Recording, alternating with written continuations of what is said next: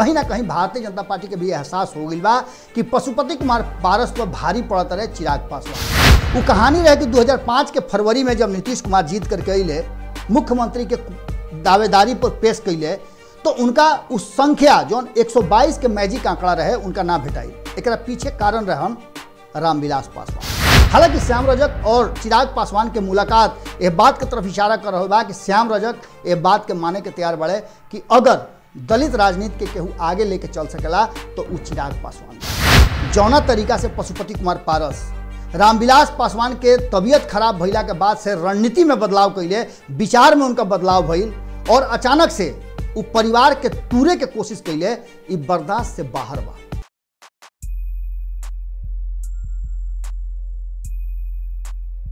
टूट के बिखर जाए के हद से निकल आइल बा, टूट के बिखर जाए के हद से आगे निकल आइल बा।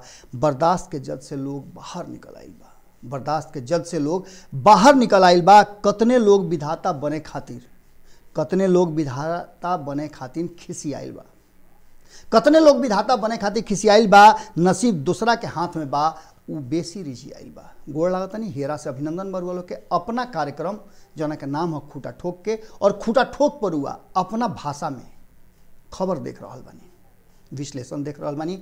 भोजपुरी में रुआ देखा तानी आई सभे अंगिका बज्जिका मत मैथिली मगही जौन भी भाषा के रुआ बानी यह मंच पर रुआ लोग के स्वागत करतानी हम। और आई अपना भाषा में बोली बतियाई लिखी पढ़ी गाई बजाई सबके सलीलता के अपना भाषा के मजबूत खूटा गाड़े खातिर रुआ लोग के निमंत्रण देतानी हम। एक चैनल के निर्माण यही खातिर भइल बा। आज के विषय रुआ लोग के पता बा, चूँकि रुआ लोग भारत लाइव पर देख के आइल बानी यदि तो रुआ लोग के पता बा कि आज नीतीश कुमार पर कैसे लालू के दाव पड़ गई भारी, और खास करके दलित समाज जोड़ घटाव करे के तैयारी कर दिले बा। ये पूरे विषय में आज रुआ लोग के ओह विषय पर लेके जाइब जौना में रुआ लोग लगातार ये देखत हो कब कि जहाँ एक तरफ MY समीकरण के चर्चा चलता रहा, जहाँ दूसरा तरफ लौकुश समीकरण के चर्चा चलता रहा, हिंदुत्व के एजेंडा लेकर के भारतीय जनता पार्टी अपन वोट बैंक साधे के कोशिश करता रहा। ओइजे अब एक नया धारा और नया धारा के पुरोधा रामविलास पासवान के इंतकाल के बाद ये बात कहल जा रहा बा कि 14% वोट वाला ये दलित समाज केकरा हाथ में जाई और के एकर खूंटा मजबूती से गाड़ करके इस समाज के हक हुकूक अधिकार दिवाई। आज़ादी के बाद बिहार दलित राजनीति के अलग अलग तरह से व्याख्या कैलस और अलग अलग तरह से लोग दलित राजनीति के सामने लेकर के आई। ये दलित राजनीति में जब बाबा साहेब अम्बेडकर संविधान बनौले तब विशेष अधिकार दिहल गई रहे, आरक्षण के व्यवस्था कल गई रहे जौना से कि यह समाज के मुख्य धारा में ले आवल जा सके। आज़ादी के बाद भी आज 7 दशक के बाद स्थिति ज्यों के त्यों पड़ल बा। हालांकि कुछ सुधार भइल बा, ऐसा ना कहल जा सकेला कि कुछ ना भइल, कुछ तो जरूर भइल बा। लेकिन बाबा साहेब अम्बेडकर के बाद रामविलास पासवान जो पिछला 4-5 दशक से लगातार दलित राजनीति के लेकर के और ओकर खूंटा मजबूती से गाड़ करके वो खड़ा रहा। लेकिन 2020 में उनका इंतकाल के बाद ये बात के लूटा पाटी मच गई कि के दलित राजनीति के आगे लेके चली और ये दलित राजनीति ये देश के राजनीति में, देश के लोकतंत्र में कैसे अपन अधिकार प्राप्त करी, के एकरा के नाई खेई, के खेवैया बनी। जीतन राम मांझी के नाम सामने आए और जीतन राम मांझी प्रयास कैले कि रामविलास पासवान के बाद हम राजनीति के और दलित राजनीति के नेता के रूप में उभरी, लेकिन उनका स्वीकार्यता ना भई। पशुपति कुमार पारस जो उनकी लगातार यह बात के रामविलास पासवान के मृत्यु के बाद गोहरा रहल बान कि वो रामविलास पासवान के भगवान मानत रहन, लेकिन उनका यह पूरे विषय और पूरा बात पर रीना पासवान जो उनकी रामविलास पासवान के पत्नी बाड़ी, उनका कहना बा कि 4-5 दशक से हम लगातार यह परिवार के लेकर के चल रहल बानी, चाहे वो रामचंद्र पासवान के परिवार होके, पशुपति कुमार पारस के परिवार होके या फिर आपन परिवार होके, कभी हम ओकरा में भेदभाव ना समझनी। लेकिन जौना तरीका से पशुपति कुमार पारस रामविलास पासवान के तबीयत खराब भइला के बाद से रणनीति में बदलाव कैले, विचार में उनका बदलाव भइल और अचानक से वो परिवार के तूरे के कोशिश कैले, ये बर्दाश्त से बाहर बा। रीना पासवान के स्पष्ट कहना बा, जौन भारत लाइव पर हुआ देखले भी हो खबर के माध्यम से बतौले रहनी है कि रीना पासवान खुल करके सामने अली है और पहला हाल चुप्पी तोड़ ली है। ये पारिवारिक जितना झंझावात रहा ओकरा में पहला हाली चुप्पी तोड़ ली है जब रामविलास पासवान के पुण्यतिथि पर पटना में और दिल्ली में 2 जगह कार्यक्रम भइला। दोनों कार्यक्रम में एक तरह से कहीं तो शक्ति परीक्षण भइला और शक्ति परीक्षण करे के कोशिश कहीं ना कहीं पशुपति कुमार पारस कैले है। पशुपति कुमार पारस जहां एक तरफ जदयू के लोग के जुटान करैले रहे है, ओजे दिल्ली में हर दल के लोग आए रहा, लालू प्रसाद से लेकर के भारतीय जनता पार्टी के लम्हर नेता कुल दिल्ली में रामविलास पासवान के पुण्यतिथि पर श्रद्धांजलि अर्पित करे खातिर आए रहे है। और ई देख करके रीना पासवान के जौन भीतर के भावना बा उ लावा फूटल है और जम करके पशुपति कुमार पारस के जतना ले गलती अंटी रहल है उनकर, जतना ले कैल उनकर कर्म रहल है, उस सब के एक एक करके खोल दिली है। पशुपति कुमार पारस रामविलास पासवान के झंडा लेकर के खूंटा गाड़े के प्रयास करते रहन, लेकिन वो खूंटा गाड़ ना पौले। कारण कि चिराग पासवान के प्रति आज भी सिंपैथी लोग के बा और रामविलास पासवान के उत्तराधिकारी के रूप में लोग उनका के देख रहा बा। यहाँ तक ले कि पशुपति कुमार पारस होखस या रामचंद्र पासवान होखस, उनकर पुत्र प्रिंस पासवान भी चिराग पासवान से अलग हो गए बड़े तब से जब से कि रामविलास पासवान के मृत्यु भइल बा। लेकिन उनकर हित नाता गोतिया पटीदार जितना बड़े उस सब चिराग के साथे खड़ा बड़े और मजबूती के साथ उनकर हाथ धोके लोग आगे बढ़ रहा बा। आशीर्वाद जम के मिल रहा बा। आशीर्वाद यात्रा रुआ देखले होकब कि चिराग पासवान के शुरू भइल रहा। लेकिन ई कह दिहल जाओ कि दलित राजनीति के सबसे मजबूत झंडावदार चिराग पासवान हो गए बड़े तो थोड़ा जल्दबाजी हुई। कारण कि एक तरफ जहां अलग अलग राजनीतिक दल आपन आपन दलित नेता के सामने कर रहा बा। अशोक चौधरी रुआ देखा तानी कि जनता दल यूनाइटेड में जबरदस्त ढंग से खड़ा बाड़े। वही अगर आरजेडी के बात करी तो श्याम रजक के बात कर ली, उदय नारायण चौधरी के बात कर ली, पूरा मजबूती के साथ खड़ा बाड़े। और श्याम रजक तो जबरदस्त, हालांकि श्याम रजक और चिराग पासवान के मुलाकात ये बात की तरफ इशारा कर रहा बा कि श्याम रजक ये बात के माने के तैयार बाड़े कि अगर दलित राजनीति के केहू आगे लेके चल सकेला तो वो चिराग पासवान बाड़े। लेकिन दूसरा तरफ पशुपति कुमार पारस के साथ रुआ ये तो देखले हो कब कि अलग अलग नेता हुई हैं, लेकिन कोई भी दलित नेता पशुपति कुमार पारस के दलित नेता माने खातिर तैयार नहीं है। ठीक वह स्थिति कहीं ना कहीं जीतन राम मांझी के भी बा। ये पूरे राजनीतिक परिदृश्य में बिहार के वो पहला अवसर मिला रहे जब भोला पासवान शास्त्री के बिहार मुखिया बनौले रहे, मुख्यमंत्री बनौले रहे। ये बिहारे कर सकेला। देश के आज़ादी के बाद पहला राष्ट्रपति देवे वाला बिहार ऐसा कई गो काम कैले बा। रुआ याद होई कि समय आई जौना घड़ी 1960 के दशक में भोला पासवान शास्त्री के जब मुख्यमंत्री के गद्दी पर बैठावल गई तो बिहार के राजनीति में दलित राजनीति के शुरुआत भइल। एकरा पहले रुआ पता बा कि ब्राह्मण और सवर्ण राजनीति के कहल जात रहे। जब श्री बाबू पहला हाली मुख्यमंत्री बनले तो वो घड़ी सवर्ण राजनीति के शुरुआत भइल। ओकरा बाद दलित राजनीति और दलित राजनीति के बाद रामसुंदर दास भी रहल बाड़े बिहार के मुख्यमंत्री। ऐसा कोनो पहला हाली नहीं भइल, कई हाली मौका मिलल बा। एकरा अलावे बिहार में दलित समाज के अलग अलग आपन आपन खेमा बा।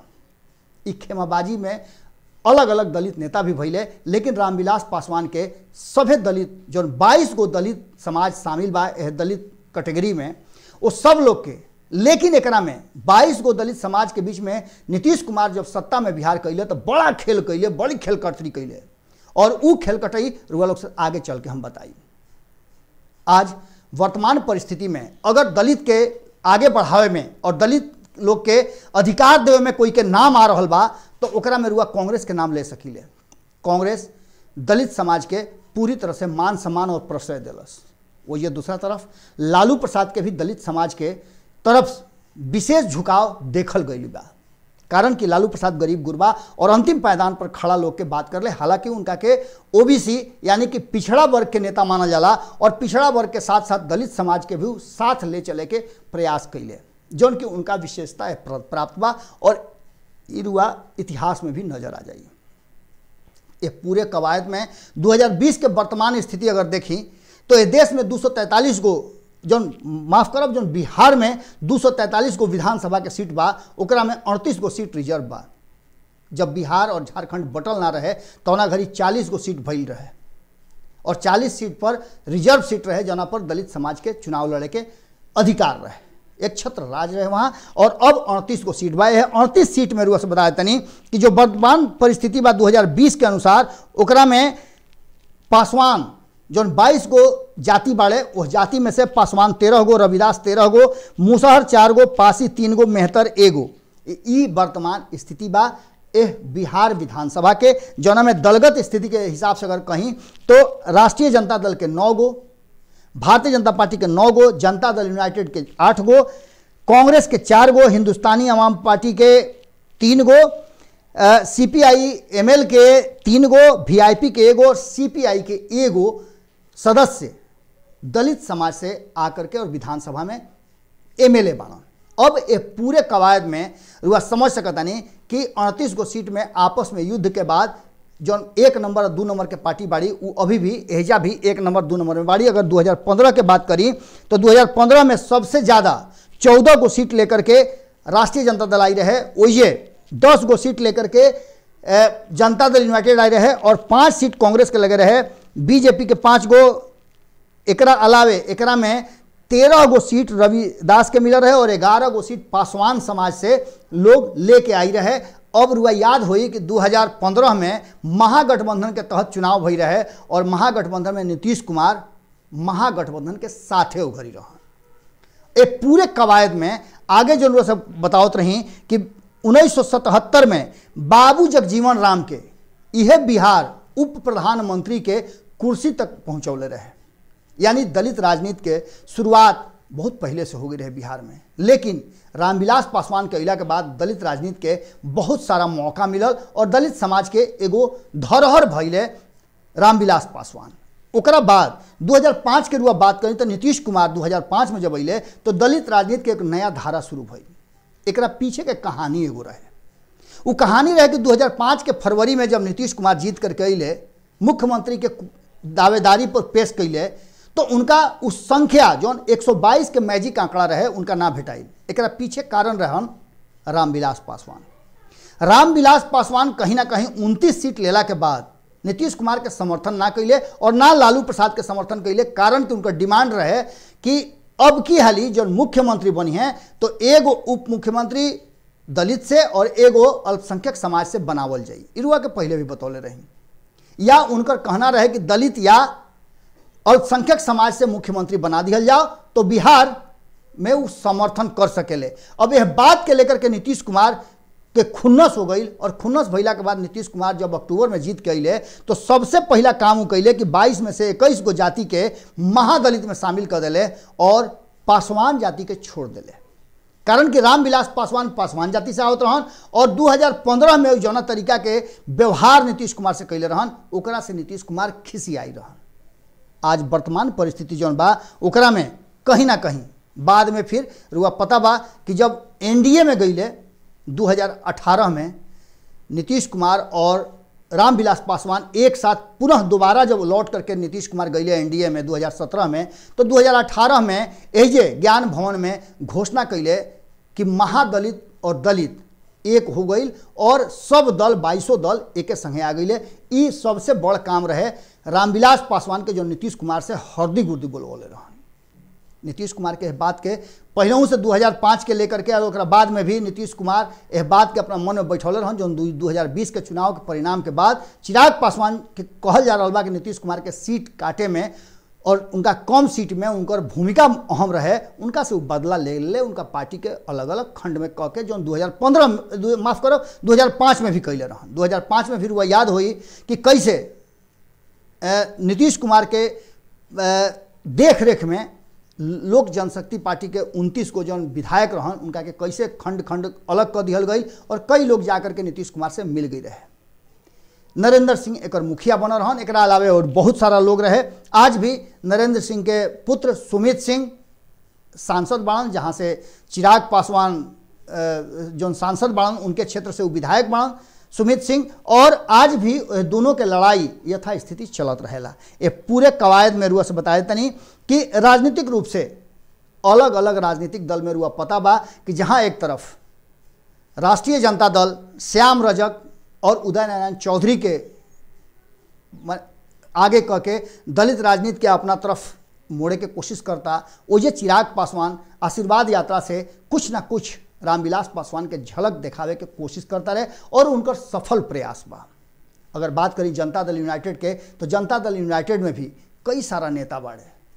अशोक चौधरी के रुआ देखते ही बानी, अशोक चौधरी सबसे आगे खड़ा होकर के अगली पंक्ति में बाड़न और वो दलित राजनीति के हालांकि नेता मानल जाले, लेकिन उनकर कार्यशैली कुछ अलग बा, लेकिन दलित राजनीति के आगे बढ़ावे में और उनकर बड़ी भूमिका बा। श्याम रजक के बात करते हैं। श्याम रजक हाल फिलहाल में चिराग पासवान से मिल करके अब एक नया धारा के राजनीति शुरू कैले है।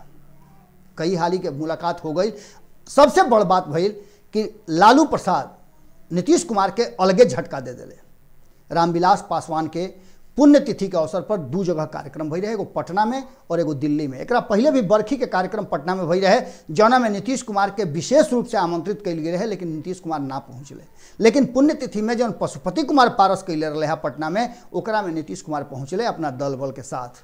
ओइजे एहिजे जाकर के नीतीश कुमार के कहीं ना कहीं लालू प्रसाद मात दे दिले कि दिल्ली में जौन कार्यक्रम भइल ओकरा में भारतीय जनता पार्टी के नेता लोग के साथ लालू प्रसाद खुद रामविलास पासवान के श्रद्धांजलि देवे पहुँचले और ई नीतीश कुमार पर रामविलास पासवान के नाम से जौन राजनीति हो रहा बा, एकरा पहले भी लालू प्रसाद नीतीश कुमार के बैकफुट पर रखले बड़न। जब रामविलास पासवान बिल्कुल अलग हो गई रहन तो उनका के राज्यसभा भेज करके एक खाली फिर बेहतर मूव ले ले रहन। आज एक खाली फिर से लालू प्रसाद चिराग पासवान और रामविलास पासवान के पत्नी से मिल करके और दिल्ली में कार्यक्रम में शामिल होकर के, जहां एक तरफ भारतीय जनता पार्टी के दिग्गज नेता लोग पहुंचा रहे, वो ये लालू प्रसाद पहुंच करके नीतीश कुमार के बैकफुट पर ढकेले में काम के लिए और दलित समाज यह बात के बड़ी बारीकी से देखत रहा।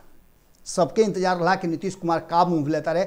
अगर चिराग पासवान वाला कार्यक्रम में ना गईले तो पशुपति कुमार पारस के कार्यक्रम में भी ना जैते तो उनकर माफ़ी रहा। लेकिन ओजा चल गईला के बाद ये स्पष्ट हो गई कि रामविलास पासवान के पार्टी लोक जनशक्ति पार्टी के तुरे में कहीं ना कहीं नीतीश कुमार के भूमिका रहा और पशुपति कुमार पारस उनका साथे वाले।